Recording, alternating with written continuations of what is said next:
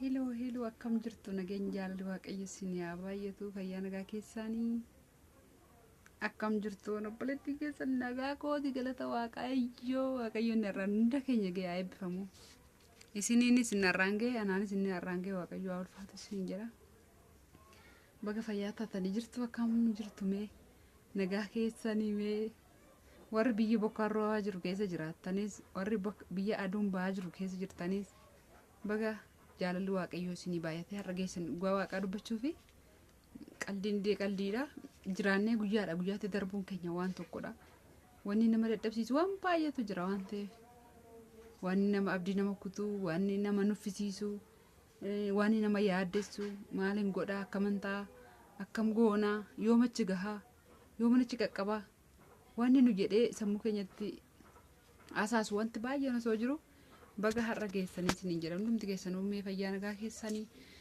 anis ni jira kun obboleettiin keessan galata waaqayyoo baga jiraattan isinis baga har'a geessanii nagaa isin gaafachuu dhufee waaqayyoof galanni guddaan haa ta'u guyyaan dukkanaa guyyaan boochaa guyyaan gadadoo sun hundumtuu waaqayyo nurraa dabarsee guyyaan sin boochise illee guyyaan ofii boo'e illee guyyaan itti abdii ofii kutadhee isinillee akka abdii kutattan godhellee waaqayyo dabarseera lubbuu keessanis eegee har'aan ga'eera maqaan isaa ulfaatu baga jiraattanii sinan jaalladha homaa isinii gochuu hin danda'u sinan jaalladha hidimeen keessan naaf haa dheeratu naa jiraadha jiraachuu jechuun waan qaldiin se'inaa birriidhaan bitamu lubbuun nama maallaqee wanna lafa kanarraa bibbita malee lubbuu namaa hin bitu baga jiraattanii isiniin jedhaan obboleettiin keessan jira galata waaqayyoo mucaan koos nagaasaa rabbirraan koos yookaan immoo mo'eeraan koo nagaasaatii soorsaanii nagumaa ani nagumaa isinis baga nagaa taatan har'a waa lama isinii fidee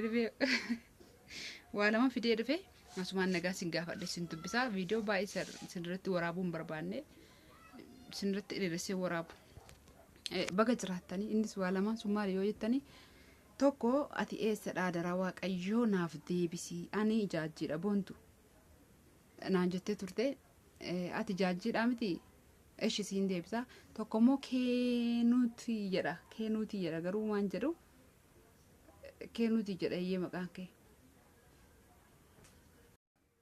kan boontuun dura deebisaa keenuutiinis gaaffii wayii gaafattee jira boontuun ati eessadhaa adaraa waaqayyoo naa deebisii jettee ani ijaajjiidha jettee mallattoo gaaffii keessee jirta siin deebisa haadhoo koo obboleettii koo viidiyoo waa'ee maazarii koo dheengadda na biraa ishiin galtee baay'ee nazzanii natti dhagahame dhugaa rabbi baay'ee natti dhagahame garuu galanni waaqayyoof haa ta'u yeroo sanitti natti dhagahame na boochisee narra bulee mata dhukkubbiin isaallee narra bulee hin beeku ani ijoollee obboleewwan koo warri qe'ee jira yoo natti dawwalani nan bo'o yoo kunis dawwale nan bo'o eessa geesseetti maazarii silkii kaasuu wallaalte maazarii koo barumsa qabdu nan taasifina malee ani gaa waa gola keessa kaawwadheen dubbadhu kana ga'ee waan dhoksu dubbannaa koomta sinitti dubbadha maazarii koo ani gisee diddaama soddoo irratti dawwale hin kaaftu ijoollee warri biyyaa irratti dawwalu hin kaastu achumaa warri kaan naa dawwalanii maazarii maal taatee silkii kaasuu diddee naan jedhu maaliif isiniin jedhe amma ijoolleen natti dawwalan hundumaa nan bo'o eenyu natti dawwala obboleewwan koo nama sadii natti dawwalu nama sadii bichaa miti garuu nuni gabaadhaayyuu nama 10 waan ta'e taanee dhalannii garuu kolkolloota homtuu kee hin jiru wanni xaamii baasan malee jechuun namni ijoo xakkar jettee akka dhiiraatti iddoo dhiirummaatti iddoo dubartummaatti illee xakkar itti gobsitaatu hin jirtu jechuufan jedhe egaa maal akka ta'e hin beeku xiqqoo dhiifama naa godhaa wayisa dubbachuu miti natti dawwaluu inuman bo'o toon akkanatti bo'uu gaafsa nama taan na dhukkube galgala isaayyuu dabalata waan nan biraa dhageehe innis akkuma jirutti ta'e obboleettii koo ani ijaajjiidha kanatti naan jette boontu adaraa waaqayyo jette isa si deebisuu dhufe kun deebii haasaa ta'eef ittiin qabadhee asirratti haasa'uu dhufee osoo hin taane yoo warri isin dabbara yoo jiraate na of kalcha eeyyee gaaffii nama tokko kana biratti hafuun barbaadu maaliifi wayifuu na gaafatte waan ta'eef eeyyeen ani immoo shaaruudha ijaajjii erga taate ati hin beekta shaaruu gabaa shaaruu deemtee beekta ta'a gabaa guyyaa kamisaa gabaa guddaa sana ani shaaruudha haati koo asii deemtee hamboo mannaaraa asii mannaaraa finfinnee mannaaraa maanni maqaasa qaalitti mannaaraadha otobistara deemti otobistara mannaaraadha hamboo mannaaraa deemti hamboo mannaaraadha ijaajji mannaaraa deemti ijaajjiitti buutee shaaruu kan jedhu argattee shaaruutti galtii ani guyyaa gabaa guyyaa kamsaatii jechuudha biyyi keenya shaaruu jedhama. Siin jedhe boontu qofa sii ta'e jedhee yaada. Keetuun immoo akkana jettee turte.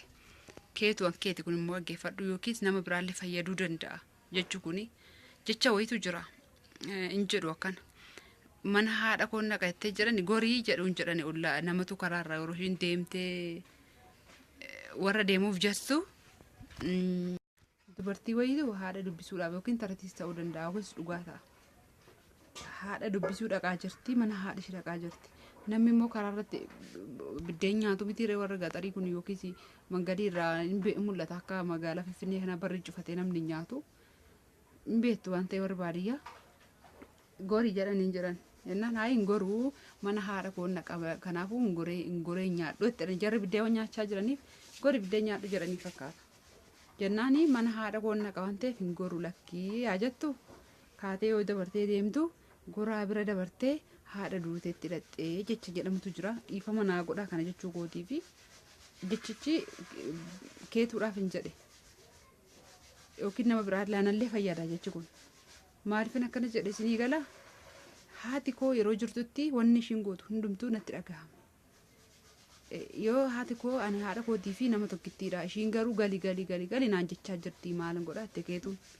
Keetu obboleettii koo amma obbolummaa namaa sittin himaa. Hamma dandeettii kootii, hamma yaada kootii, hamma jaalala haadha kootiif qabu sittin hima. Gali sitti haafu wanni itti baay'ee hojjettee guduunfachuu jirtu. Haadha keetiifuu tokkittiidha. Sibichaadha. Kan biraan jiran obboleewwan kee.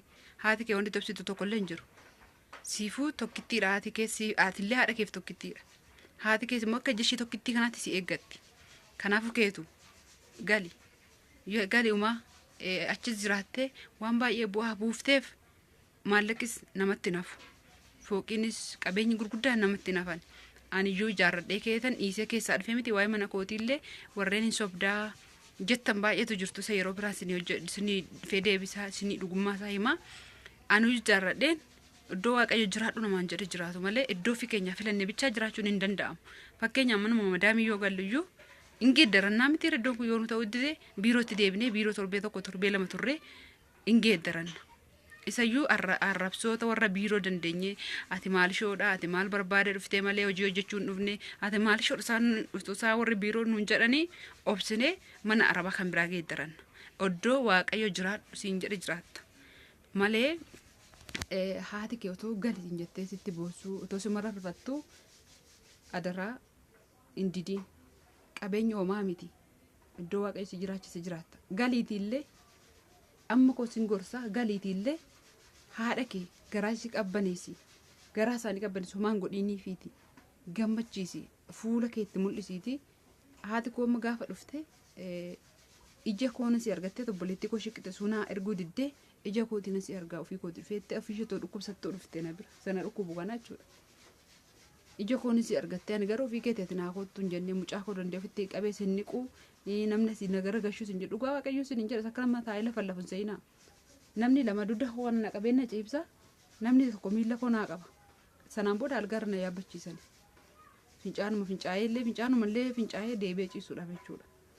Ishiin isa kana hundumaa anatu si danda'a jettee dhufte haadha waan taateef ija koon si argattee dhufte. Atis immoo obboleettii koo haadha keetii maazarii keetii si jaallatu waan ta'eef galiitii dubbisiiniiti illee nan deema jedhiiniiti ishee haadha kee harmee kee gammachiisiitti deebii galii waaqayyo dhimmi harmee keessan isin haadheeressuun siiniin jedha. Obboleettiin koo tokko immoo maalii ati haadha utuu qabdu nu warri haadha dhabnee jettee jirtaa dhiifama naa godhaa warra akkanaa egaa dhiifama naa godhaa ani sinaarsuu koo miti garuu haadhummaan natti dhagahamnaan hin dhufe obboleettii koo dhiifama naa godhi lubbuu isaanii immoo waaqayyo siif amaaru siin jedha sillee asumaanii anillee akkuma kanan abbaa koo baay'ee jaalladha ture maalan godha beektu egaa keessan lachuu gaaffii keessan deebisee dhadhee yaada daddafeen dubbadhe dhiifama sababni isaa namicha tokko ka'ee na jeeqa sosobee rafise waan hin dafee dubbadheef kanaafi anatu yeroo tokko abbaan koo yeroo du'e sana ani xiqqoodha baay'een beeku. Achumaan guyyaa qidaamee immoo waldaan deemaa daa'imummaan kooti kaasee waldaan nannaqa guyyaa qidaamee barumsatu jira miti reen beektu. Guyyaa qidaamee sana garuu abbaan kan koo awwaashii warra namni du'e waldaan guddaadha yookiin keenya biyyatti shaaruu sana jechuudha. Waldaa duubatti awwaalu bunni minaamni baay'eetu jira. Garuu abbaan koo isatti akka awwaalame hin beeku ani. Garuu immoo isa naqaadha kootiin isa dhaqadeen deema guyyaa qidaame waldaan deemadhee deema. Waldaan naqaa yaan immoo isa naqa garuu waldaan naqaa ishii biraa baah miti. Ebelu haa awwaalamu sitti ebelu haa awwaalamu hin beeku abbaan koo bakka jiru.